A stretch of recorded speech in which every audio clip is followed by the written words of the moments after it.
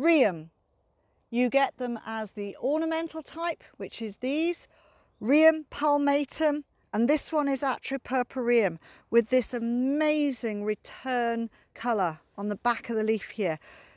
That one, turn it over, look at that, isn't it gorgeous? It's just the most adorable colour. If you haven't got room for something like a gunnera, then the Rheums are your alternative. They are majestic, they are architectural, huge big leaves, and then their leaves come up through, they go higher, and they do flower. Some of them have a slightly pink flower, some of them have a white flower.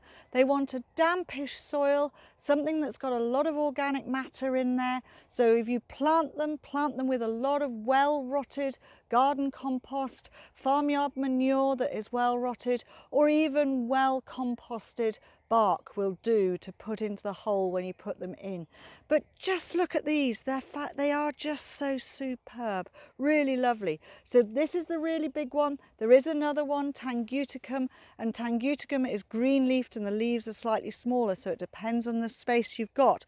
And then there's another one which the leaves are not this beautiful dissected shape like this one is. They are more of a heart shaped, and that one is called Ace of Spades.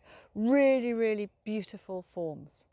You may know this as ornamental rhubarb. Why is it ornamental rhubarb? Well, this is not edible. This is completely poisonous, so you are not going to be picking this and using it as your beautiful rhubarb crumbles and custard. This is just an ornamental plant for your garden. I love rhubarbs. I have grown rhubarb for a long time, and when I was studying my horticulture, that is what I did my thesis in. 10,000 words on rhubarb, but that is Rheum domestica, the one that you grow to eat, and you only use eating the stem of the plant. So it's the stem, the leaf is poisonous, but the stem you can actually utilise and use, and it's a wonderful plant. It's brilliant. You can force it for early production, or you just grow it for now, naturally cut it. It freezes, it can be canned. It's a great fruit. Well, it isn't a fruit technically, it's a vegetable because you're using the stem. So we have seen the beautiful ornamental ones. Let's go and have a look at the one that you're going to eat and what you do with that. This is Rheum domestica. So this is your edible rhubarb, and you shouldn't allow it to flower like this. So what you need to do is you need to cut this out, and the leaves that are on that are of absolutely no use whatsoever. So you need to make sure that you go right down and you cut it at the bottom like so, and you will notice it's hollow in here and hollow there.